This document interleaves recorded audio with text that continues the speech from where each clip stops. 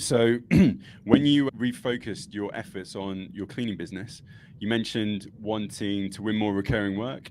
So Yes. what were some of the key changes that you implemented to kind of give you that focus and direction? So one of the key things that I did, I got my manager, my supervisor, to sit down together and look at the runs that the girls have got. So I had two girls out in a van Yeah. doing like six small jobs. It might be six small jobs, 9 o'clock to 5 o'clock, an hour here in each job. So what we've done now, they use their cars. One cleaner can get 4 jobs done. So rather than two cleaners getting 6 jobs done.